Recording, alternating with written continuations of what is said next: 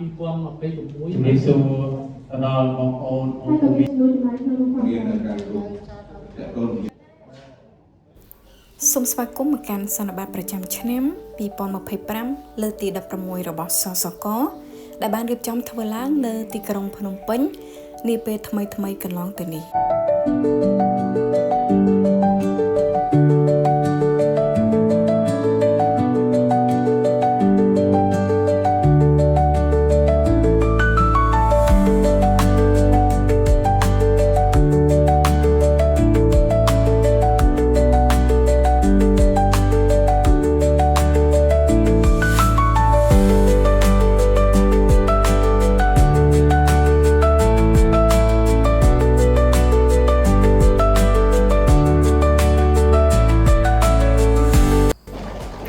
សសកតែងតែរៀបចំធ្វើសន្និបាតនេះឡើងជារៀងរាល់ឆ្នាំ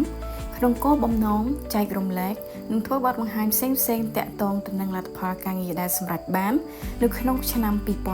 2025របាយការណ៍ហិរញ្ញវត្ថុផែនការ5ឆ្នាំបន្តចាប់ពីឆ្នាំ2026ដល់ឆ្នាំ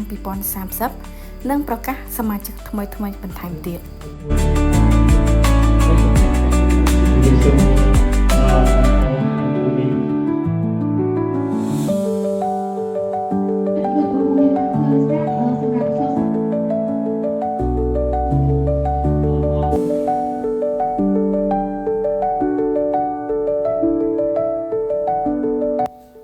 សមាជិកទាំងអស់ដែលជាសហព័ន្ធនិងសហគមន៍តាមខេត្តនីមួយៗ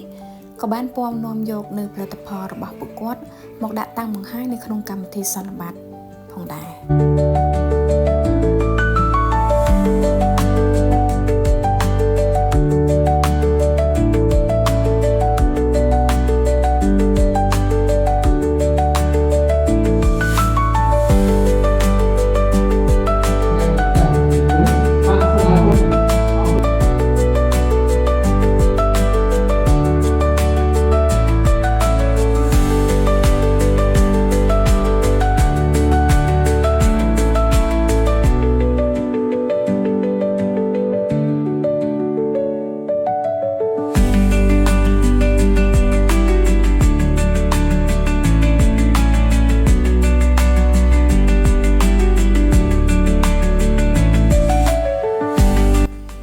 នៅក្នុងសន្និបាតនោះដែរអង្គការជាតិ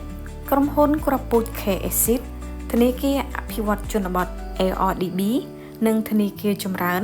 បានចូលរួមធ្វើការចែករំលែកបទពិសោធន៍ក៏ដូចជាបង្ហាញពីតម្រូវការផ្សេងៗដែលកសិករអាចនឹងត្រូវការនាពេលខាងមុខផងដែរ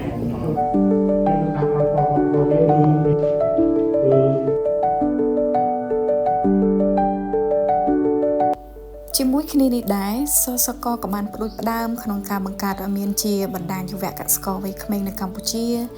ដើម្បីគៀងគរកសិករវ័យក្មេង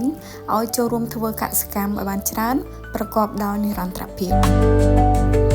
យ៉ាងណាមិញសសកតែងតែរិះរកអ្វីដែលថ្មីៗសម្រាប់ជួយសម្រួលដល់សមាជិកទាំងអស់ក្នុងការដឹកនាំសហគមន៍របស់ពួកគាត់ឲ្យកាន់តែប្រសើរឡើងជាងមុន